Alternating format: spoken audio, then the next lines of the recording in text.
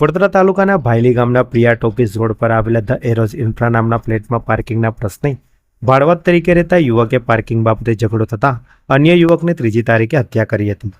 આ બનાવમાં હત્યારાની ધરપકડ બાદ હવે અખિલ મહારાષ્ટ્ર યુવક સંગઠનના નેજા હેઠળ પોલીસ કમિશનરને આવેદનપત્ર આપીને હત્યારાને કડકમાં કડક સજા કરવા રજૂઆત કરવામાં આવી હતી। પ્રાપ્ત માહિતી અનુસાર મૂળ મહારાષ્ટ્રના માંગરૂ ગામના વતની અને હાલ ભાયલી ગામના પ્રિયા ટોપીસ રોડ પર આવેલા ધ એરોઝ ઇન્ફ્રા નામના ફ્લેટમાં રહેતા અક્ષય નરેન્દ્ર કુરપાણેની 3જી તારીખે પોતાના ફ્લેટમાં બાઇક પાર્કિંગના પ્રશ્ને ભાડેથી 1 માસ પૂર્વે રહેવા આવેલા સુશીલ કુમાર સાથે ઝઘડો થયો હતો। સુશીલે ઉશ્કેરાઈને અક્ષર પર ચપ્પુના ઘા કરી પતાવી દીધો હતો।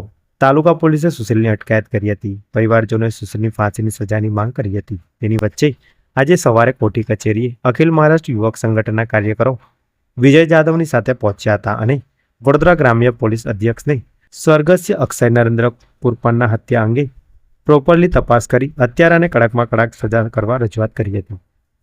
આજરોજ અમે અખિલ મહારાષ્ટ્રીયન યુવા સંગઠન તથા વડોદરા શહેરમાં વસતા મહારાષ્ટ્રીયન સમાજના ભાઈઓ બહેનો એક આવેદનપત્ર ડીએસપી શ્રી ગ્રામ્યને આપવા આવેલ છે।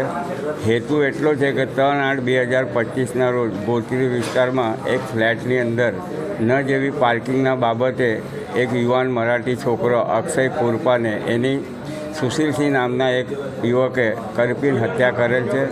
એ હત્યાના કામે તટસ્થ તપાસ થાય, હત્યારાને સજા થાય તે માટે મહારાષ્ટ્રીયન સમાજ અને આગેવાનો વિવિધ સમાજના આગેવાનો આજે ડીએસપી શ્રી વડોદરા ગ્રામ્યને આવેદનપત્ર આપવા આવેલ છે।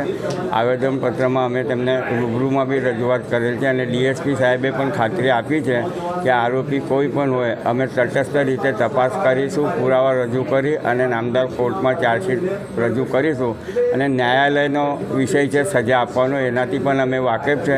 પણ ફરી આવા બનાવો ન બને તે માટે તકેદારી રાખી અને ન જેવી બાબતમાં પુષ્કળ મર્ડરો વડોદરા શહેર જિલ્લામાં થયેલા છે, એના માટે પણ લોકોએ તકેદારી રાખવી જોઈએ અને આવો કોઈ નિસંસ હોય વારંવાર ન જેવી બાબતે ઝઘડાઓ કરતો હોય તો તેની જાણકારી બી નજીકના પોલીસ સ્ટેશનમાં આપવી જોઈએ। વિશેષમાં એવું જાણવા મળ્યું છે લોકવાયકાથી કે આ સુશીલસિંહ કંઈ ભાડે રહેતો હતો કોઈ સગા સંબંધી નથી, તો અમે એવી પણ અપીલ કરી છે કે અગર જો એ સુશીલસિંહ ભાડે રહેતો હોય તો મકાન માલિકે જો મકાનનું ભાડા કરાર ના કર્યો હોય તો મકાન માલિકની તે દિશામાં પણ તપાસ કરવી જોઈએ અને એકંદરે આ જે અક્ષય કુરપાને છે એને ને એના પરિવારને ન્યાય મળે એ જ આશા અને હેતુસર અમે આજે આવેદનપત્ર આપેલ છે। જય હિન્દ, જય ભારત।